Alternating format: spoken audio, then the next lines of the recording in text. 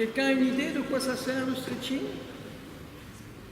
Vas-y. Pour pas se blesser, en fait. Pour pas se blesser, c'est une des causes. Souvent, ce que vous vas dire, Pas avoir de courbatures. pour éviter un peu les courbatures, oui, ça c'est un deuxième aspect. Ça sert à étirer les muscles, oui. Et pourquoi c'est bien d'étirer les muscles? Pour pas se blesser, donc tout le monde est dans cet aspect pour pas se blesser, mais ça donne aussi, sans savoir, vos muscles, c'est comme un élastique. Plus le muscle est souple, plus il devient comme un bon élastique. Et un élastique, c'est comme un ressort. Si vous avez un bon élastique, ça va participer aussi à votre détente et à votre vitesse pour les déplacements. Au basketball, détente et vitesse, je pense que c'est quand même intéressant. D'accord? Donc c'est intéressant pour devenir plus compétitif, mais c'est aussi intéressant pour ne pas se blesser. Donc il y a beaucoup de bonnes raisons pour le faire. Et pourquoi vous croyez que les gens n'aiment pas le faire? Ça fait mal. C'est chiant.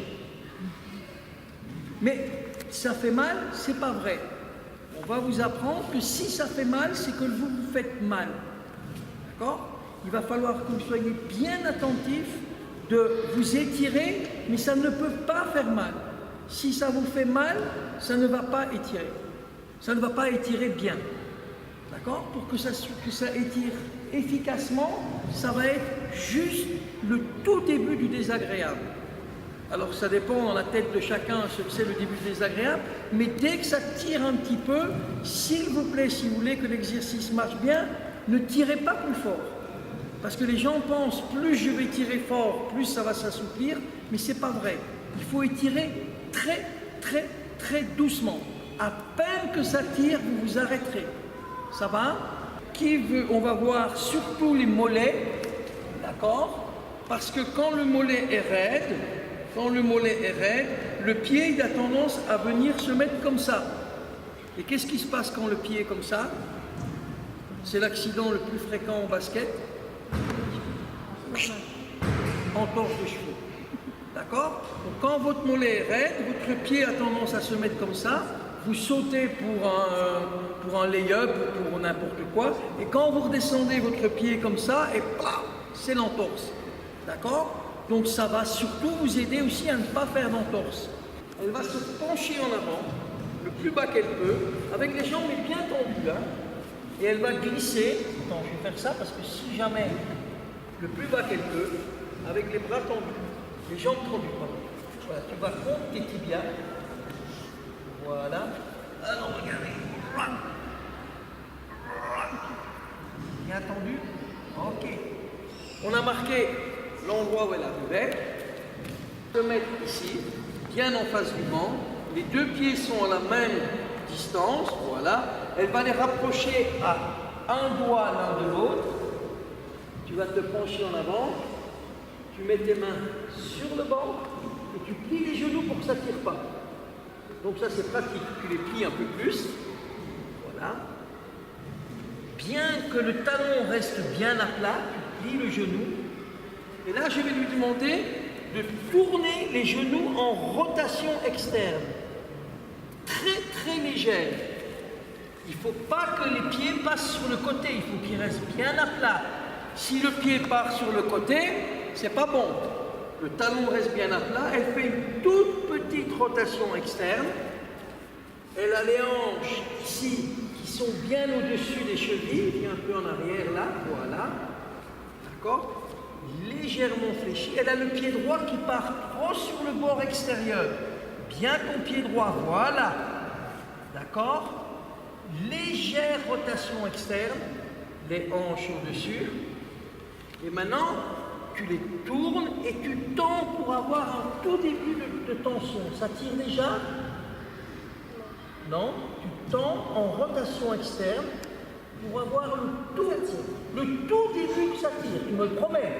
Pas fort. D'accord? Et on va lui demander de souffler sans que ça ne tire fort pendant 20 fois. D'accord? Donc tu souffles très fort. Je vois les poils de tes jambes qui vibrent. Ah mais non, tu n'as pas de poils toi. Vas-y, tu souffles bien, je dois sentir l'air passer ici. Je veux te sentir souffler. C'est très important, d'accord? Bien à fond.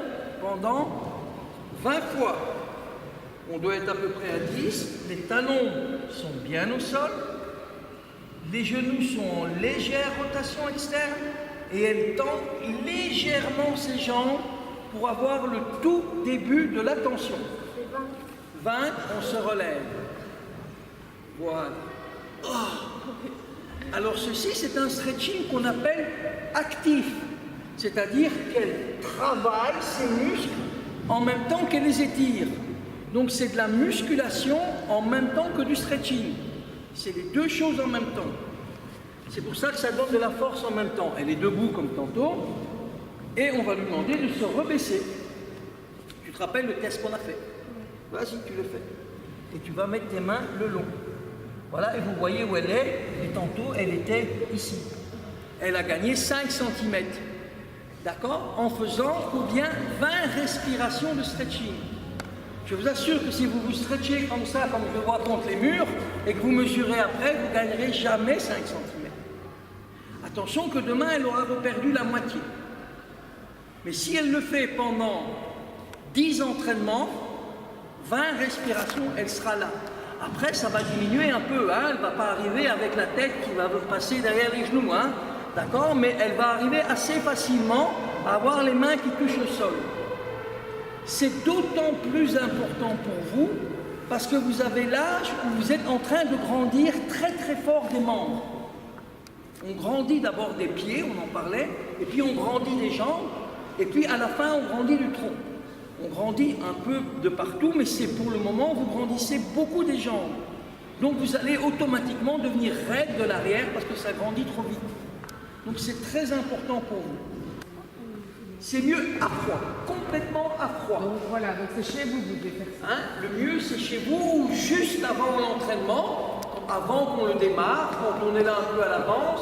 Voilà, ce fut un plaisir à moi de vous rencontrer, je connaissais déjà certaines. Voilà, j'ai terminé mon exercice.